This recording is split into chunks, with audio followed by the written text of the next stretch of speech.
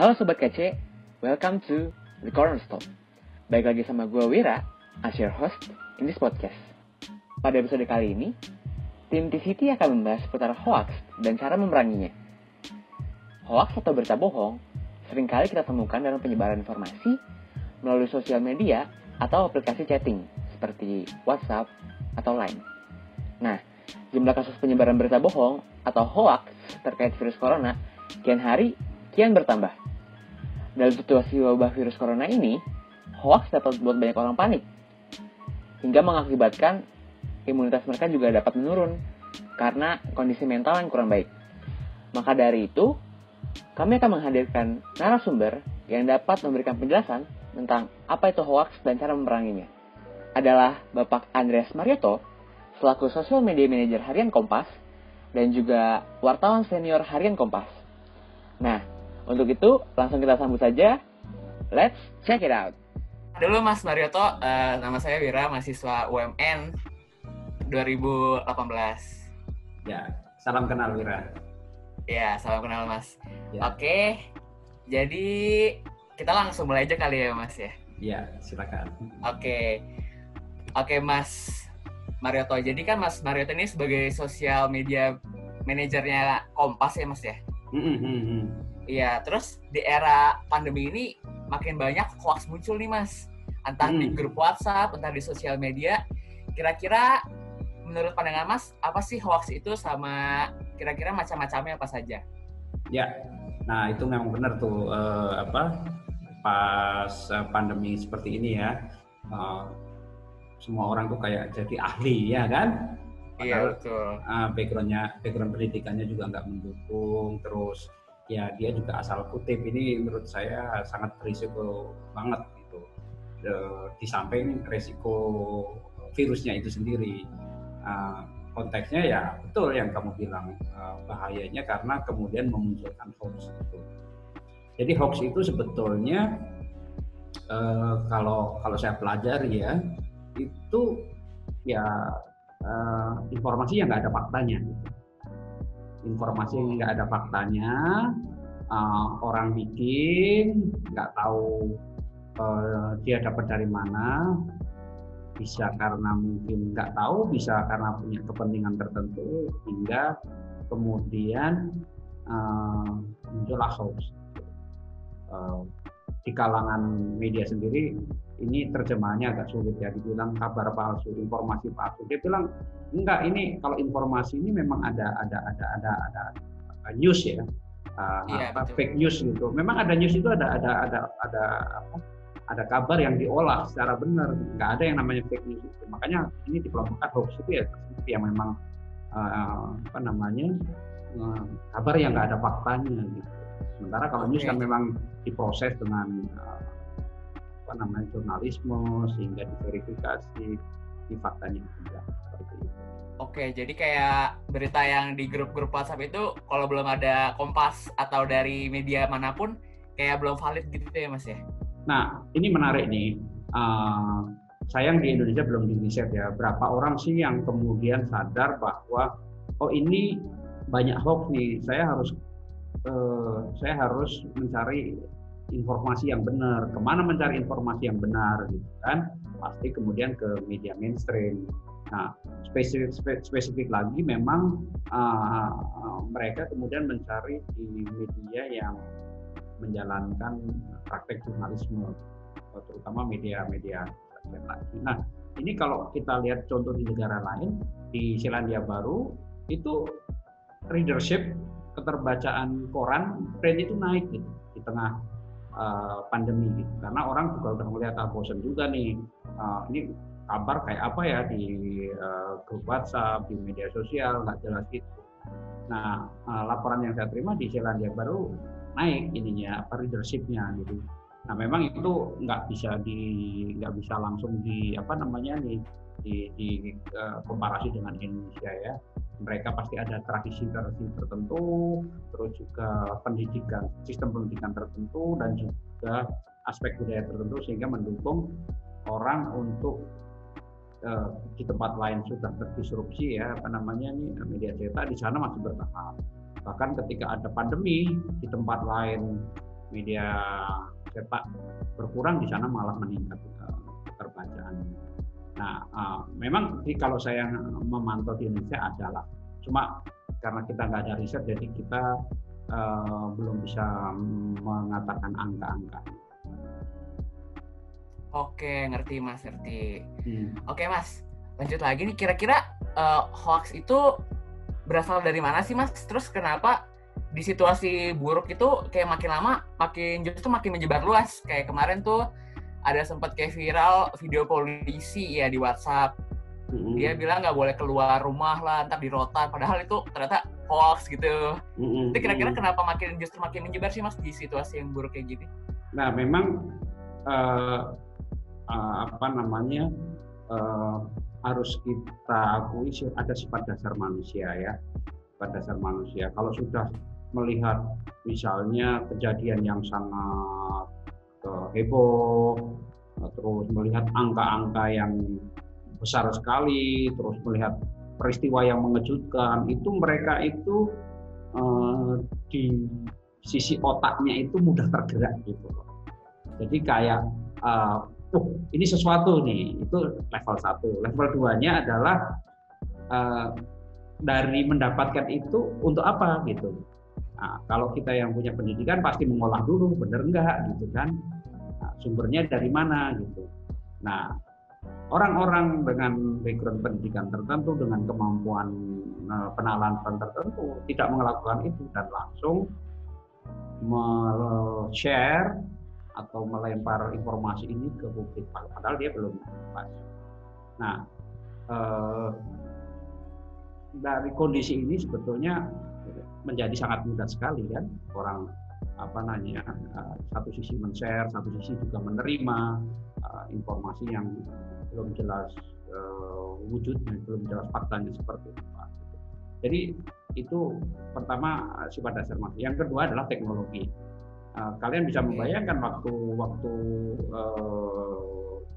misalnya sebelum ada teknologi digital, atau lebih tepatnya sebelum ada media sosial ya, orang baginya kayak sulit kan, pakai kertas lah, ditulis, dicetak, disebar, itu kemampuannya kan lama kan. Nah, salah satu yang mungkin waktu itu pakai media cetak, tapi mereka itu kan menjadi kayak clearing house gitu. Informasi yang masuk dipilah-pilah dulu mana yang benar. Jadi masyarakat pun menerima itu lebih clear, lebih jelas bahwa ini informasi nggak benar. Jadi media sosial saat ini ya mempunyai dua sisi. Sisi yang bagus adalah publik bisa terlibat, bisa berinteraksi. Yang sisi yang negatifnya adalah tadi itu informasi yang nggak jelas, mudah sekali menyebar. Nah, yang ketiga, saya lebih melihat juga ada orang yang paham kondisi masyarakat seperti ini. Nah, kemudian ada di antara mereka yang memang punya kepentingan macam-macam untuk memperkeruh suasana, untuk menakut-nakuti, macam-macam lah. Dan itu dilakukan oleh orang-orang yang malah paham peran media sosial dan juga paham situasi masyarakat. Jadi mereka sering membuat materi-materi yang memang sengaja untuk niat-niat buruk. Oh iya, jadi kayak ada 3 poin penting gitu ya Mas. Oke, yang menarik sih kayaknya ada yang ingin bikin kacau gitu ya Mas. Poin ketiga ini sangat menarik menurut saya. Iya, betul. Oh, oke. Oke, Mas kan tadi udah ada nih hoax itu apa, terus gimana penyebarannya, terus karena apa. Kira-kira gimana sih cara kita supaya memerangi hoax tersebut agar kita tuh bisa membentengi diri dari hoax-hoax tersebut gitu Mas? Ya, kalau saya pertama ya, kita posisikan katakanlah kita sebagai pertama kita bilang ya konsumen lah, atau pihak yang menerima itu. Jadi saran saya pertama baca dulu. Nah, ini di tempat kita kan sering ya, belum baca, lihat judulnya saja udah dilempar gitu kan kemana. Ketika ditanya, ini kamu gimana kok? Kan iya saya cuma dapat dari teman, saya dapat dari grup sebelah gitu. Jadi orang niatnya apa gitu, nggak baca gitu. Jadi baca dulu isinya. Terus kalau sudah baca isinya, teliti beberapa item ya, misalnya siapa sih yang bicara, lembaga mana yang bicara gitu. Nah, yang ketiga itu kalau kita yang bekerja basisnya jurnalisme ya tidak ada yang namanya sesuatu yang ya, dibuat-buat untuk menjadi lebih mengejutkan, lebih besar ataupun supaya heboh gitu. Jadi ketika kita baca itu, ketika ada kata-kata yang kemudian berkesan supaya heboh, supaya lebih besar, nah itu ada. Yang ketiga adalah kemudian paling simpel adalah gini, bagikan, ada kata-kata seperti share kalau Anda ingin ini, nah itu sudah niatnya. Yeah. Pasti enggak ada sesuatu lah di balik itu. Nah, langkah lainnya ya memang kita bertanya, yang keempat ya bertanya kepada orang-orang yang paham ya, narasumber yang misalnya kenalan kita yang paham soal kalau konteksnya sekarang pandemi ya dokter, ahli kesehatan, ini apa sih kayak gini. Jadi di tengah situasi kayak gini memang kita harus lebih teliti dan lebih tenang lah untuk menerima berbagai informasi. Oke, lebih teliti dan lebih tenang. Ya, betul. Jadi jangan panik gitu ya Mas ya? Betul. Oke. Karena yang panik itu malah yang jangan-jangan yang membunuh ya kan? Nah, bisa jadi Mas. Corona yang gak seberapa, malah gara-gara paniknya itu. Ya, betul sekali. Oke. Terus saya searching di Google nih Mas, kira-kira ada namanya literasi media. Nah, literasi media, kenapa sih Mas itu katanya, apa sih itu literasi media Mas? Katanya itu bagus buat memerangi hoax gitu. Ya, kalau saya begini, publik harus tahu paling simpel apa, media itu apa sih gitu. Media itu apa? Media adalah fasilitas, sarana, tempat untuk membagikan informasi gitu kan. Itu yang umum gitu. Nah, jenis-jenisnya itu lebih lanjut harus kita pelajari.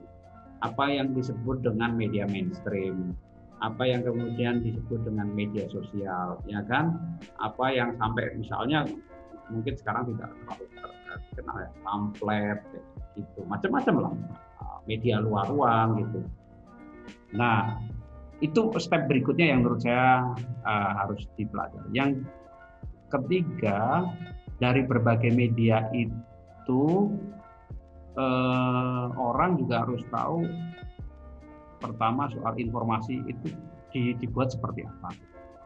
Jadi paling simpel, kami yang bekerja di jurnalistik ini, di jurnalisme ini ya ada yang namanya kelengkapan berita gitu kan, ada yang namanya fakta, ada yang namanya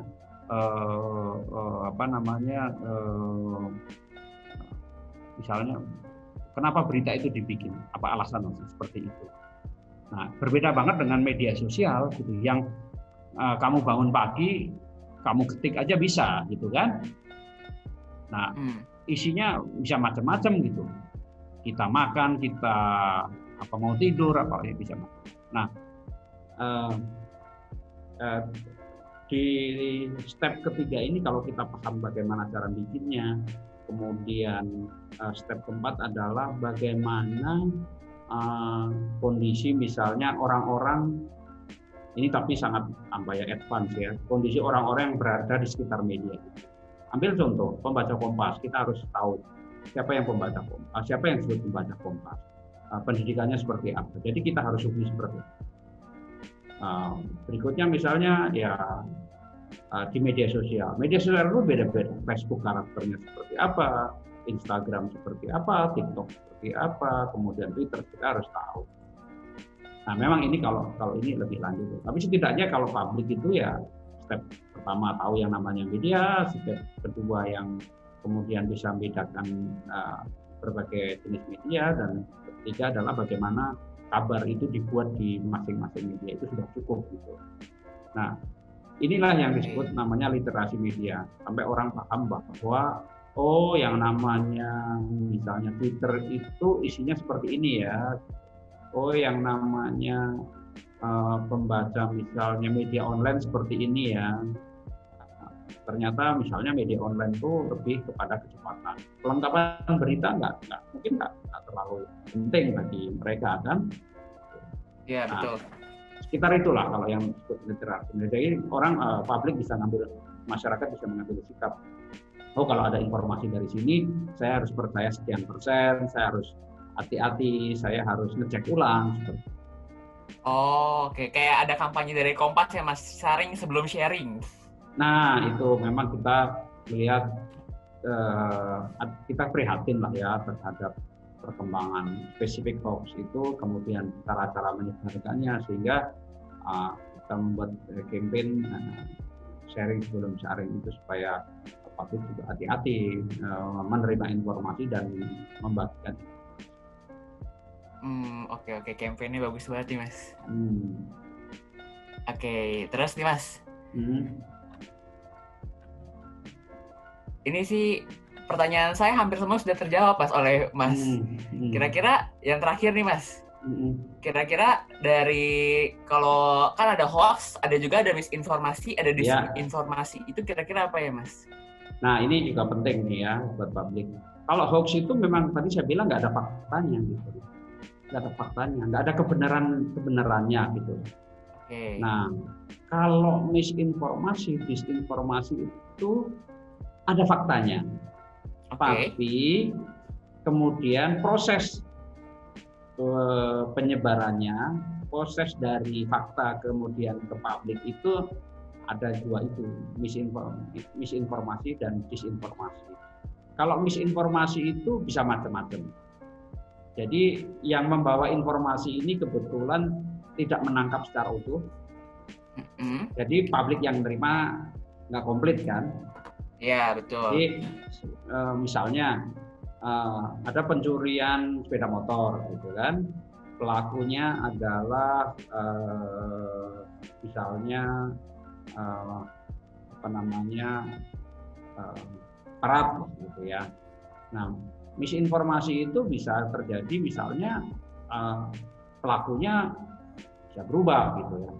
Misalnya mantan narapidana atau tukang ojek gitu.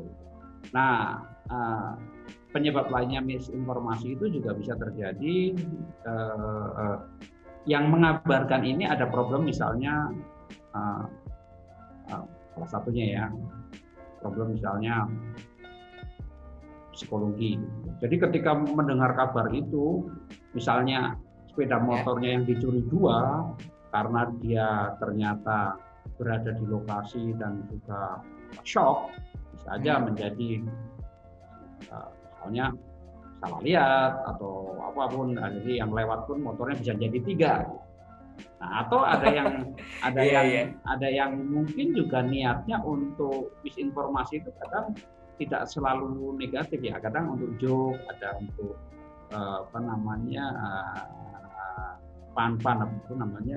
komedi apa gitu, yang agak-agak dipelintir, tapi sebenarnya niatnya tidak jelek, untuk menggambarkan misalnya kondisi masyarakat, untuk membuat sinikal. Jadi informasi itu bisa jadi bahan tertawaan kayak gitu. Nah, itu banyak macam proses. Kalau disinformasi ada faktanya, tapi dipelintir dengan niat yang sudah tidak benar, niat politik, niat jahat, niat kepentingan tertentu, sehingga fakta ini diubah-ubah, ditambahin, dikurangi, sehingga publik menangkapnya lain. Nah, dari sini kan tadi ya, pertama informasi itu satu ada faktanya, tidak ada faktanya sama ada faktanya. Yang tidak ada faktanya itu ketika kita berada di sisi konsumen, jadilah hoax itu kan. Betul. Yang ada faktanya diolah oleh orang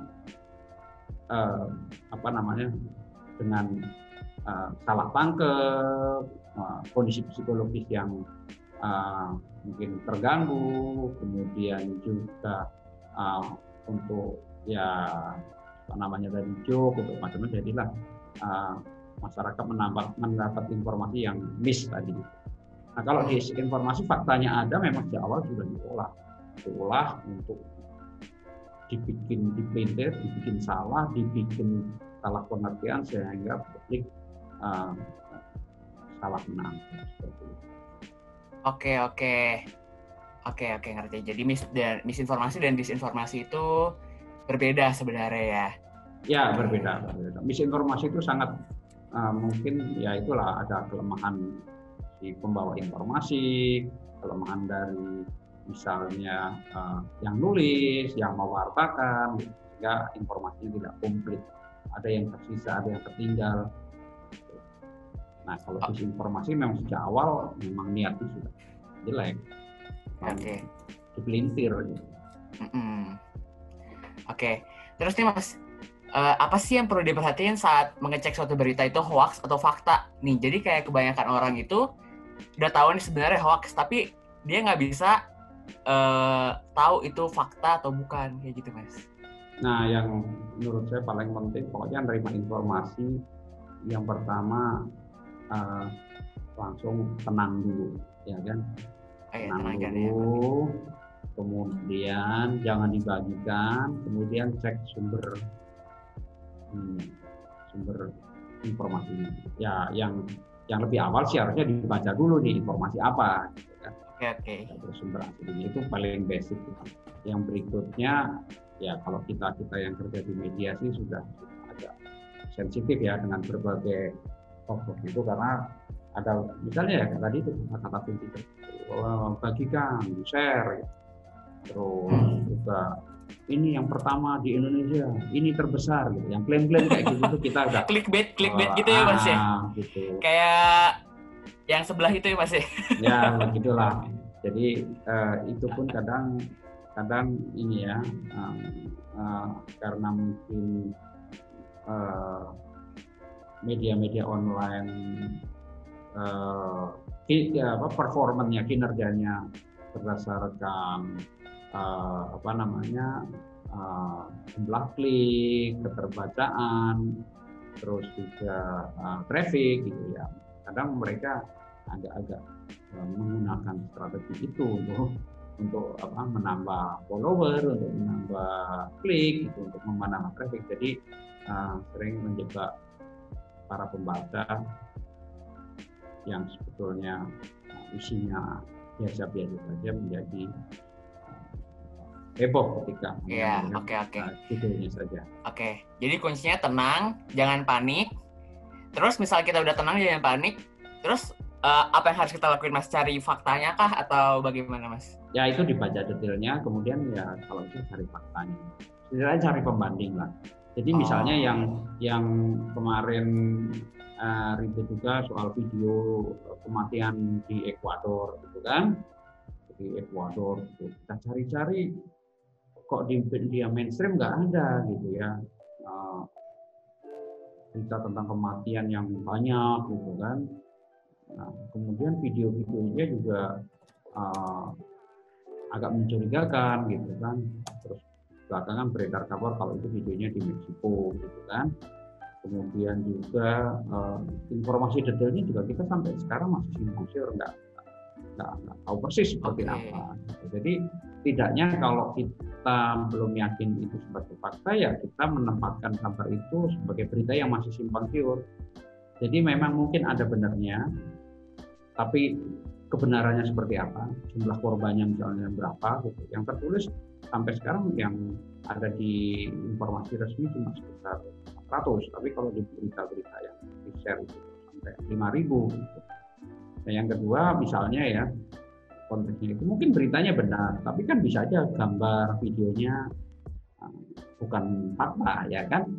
Jadi kita memang selain tadi itu juga memang harus hati-hati, dan kalau terpaksa ya kita memang menempatkan berita-berita itu sebagai ya kita nggak yakin, jadi ya udah jangan di-share kemana-mana.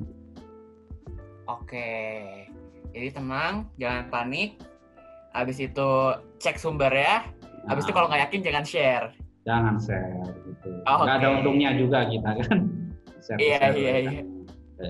Untungnya sih jadi topik pembicaraan biasanya was. Wah, panik. Iya. Betul sekali. Dan seolah-olah ini loh, orang tuh bangga kalau menjadi pihak pertama yang mengetahui informasi gitu kan. Itu yang mendorong orang share itu, seolah-olah dia paling tahu. Ya padahal